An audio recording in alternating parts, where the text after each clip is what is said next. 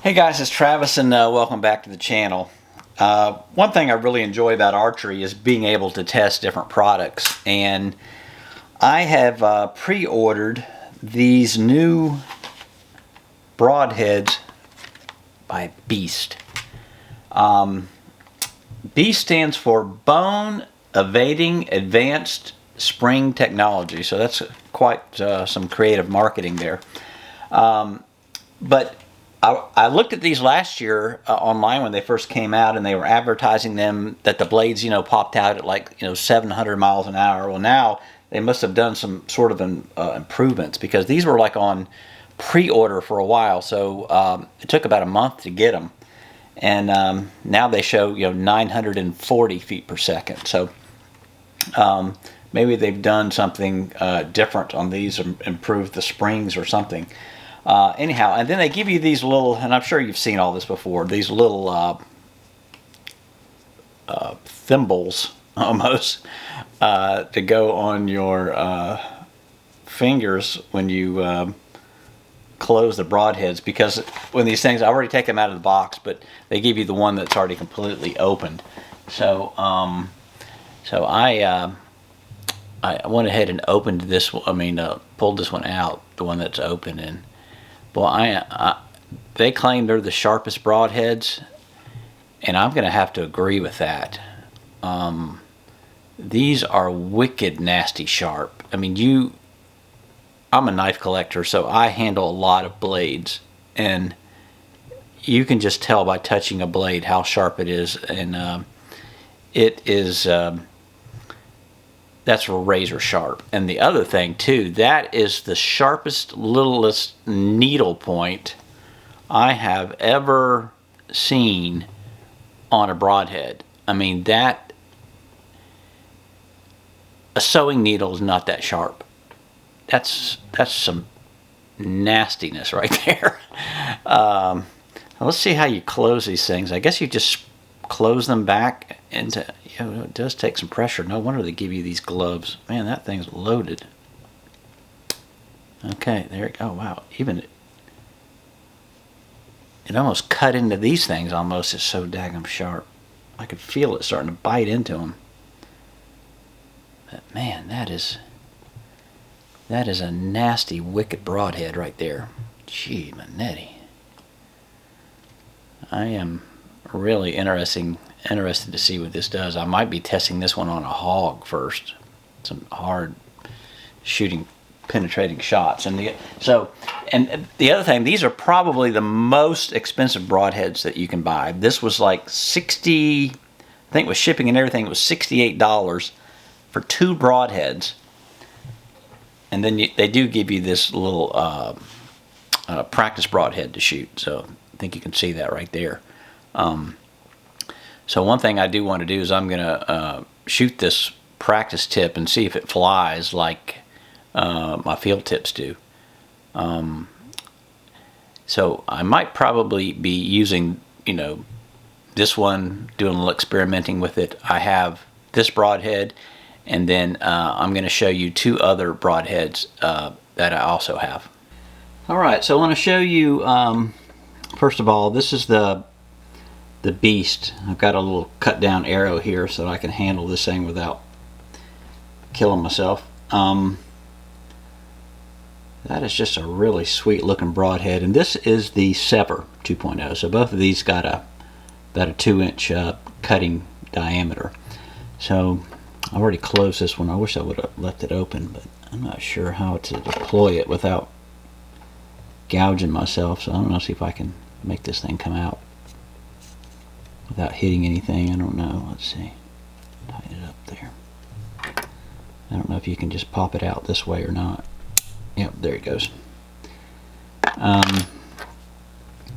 So there they are side by side. I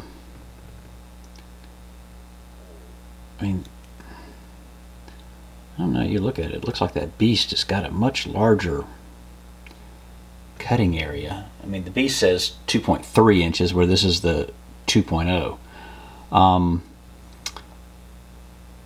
The Beast is definitely a beefier looking broadhead. Now this sever is supposed to be, this is titanium, whereas the I don't know what that tip is, but these might all be aluminum. I'm not sure. I don't know how much of a difference that makes, but I can tell you just by touching these blades, that beast broadhead is way sharper, no question about it. And of course, you've seen all the videos, so I'm not going to go into much detail. But these severs, you close them and you put a screw right here, and you can shoot those, which is cool. As the actual broadhead you're going to be hunting with. The downside, of course, of this type of a, they're all rear deploying, is you've got the O-rings keep them closed. Whereas this broadhead, you don't have to worry about any collars or O-rings, which is nice. And this definitely is pretty close to what it's going to look like, minus the blades. So it's not going to be identical to what you're actually shooting. So the sever wins in that category. But if this is something you're going to shoot, I mean, you're going to have a practice one there. But as far as these tips go, there's no question that beast, the tip is just way sharper. But I don't know how sharp you really have to have it. And the beast is supposed to rotate a little bit when it hits bone, but the sever really does it a lot. Oh, I just locked that the wrong way, but there it goes. I don't know. We tried these severs last year, but we did use them in a crossbow, and they did not perform very well. We got really no decent entry holes. They were small. I was really surprised with them. I've used the Rages, and they gave massive entry holes, whereas these severs really didn't do much. So I'm gonna shoot a doe with these maybe in September before I go on my serious bow hunt.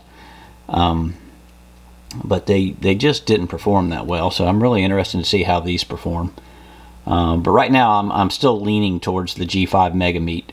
Man, I've just seen the holes at those 3 broadheads making stuff, and I'm so impressed with those. So anyhow, just showing you what these things look like. Hey guys, all right, so we're going to be trying the Bowmar Beast practice tip, and it has that same little needle point tip on it that the original broadhead has. So we're going to shoot this and see if it is as good as a field tip. So I know where my field tips hit at 20 yards, so let's try this thing.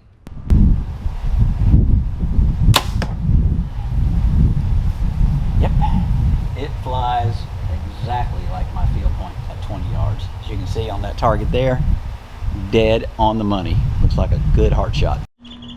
All right, so let's try this at 30 yards, and let's see if we get the same results with our test tip.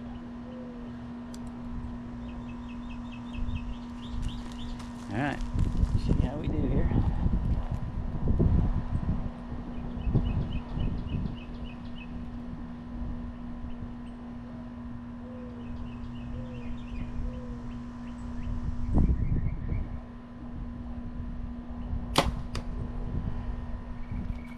That flew pretty darn good. Pretty good. That's about where I was aiming. I know it's just a little bit right because it's pretty windy out here. So yeah, let's try it one more time.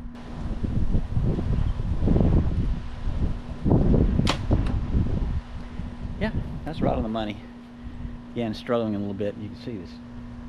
Probably got about a 10-mile-an-hour wind out here, just blowing constantly. But let's go down there and take a look at it. But so far, I'm happy with it. One thing I have noticed too is that well, it's only a few shots, but that little needle point, it has not seemed to have been dulled at all. So I was just trying to hit this guy here, right here in the middle, with this wind. But and you can see, I mean, that thing was just right on the money, and you know, it gets even good penetration like field tips do. So that's that morel target. And you can see the penetration I was getting with it, that deep into that thick morel target with that tip. But as you can see, that the tip there, I mean, it is still just as needle point tip. I mean, it's not a target. I mean, of course, it's nothing hard, but it has not affected it one bit. But yeah, I mean, this thing flies just like a field tip, no question about it. All right, so now we're going to shoot some mega meat test heads. Let's see how these things fly. So if you're going to use the G5 mega meat, they give you some of these things, and I bought a few extras just to test.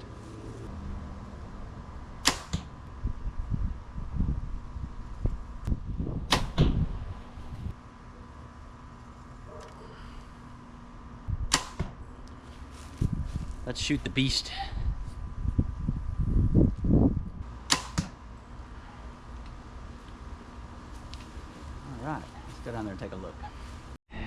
Yeah, so I'm pretty okay with that. I mean, that's a decent group there. I really feel like all these, these tips are flying just as good as my field points.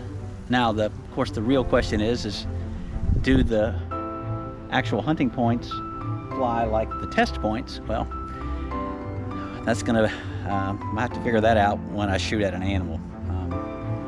They're so expensive. I just don't think I'm going to shoot them in these targets. But I think it should be good enough, I believe. So anyhow, I hope you've enjoyed this. This is just one of my other little experiments I wanted to do, working all the quirks out before hunting season actually starts. So thanks for watching. And again, this is Travis with the new Bow Hunter.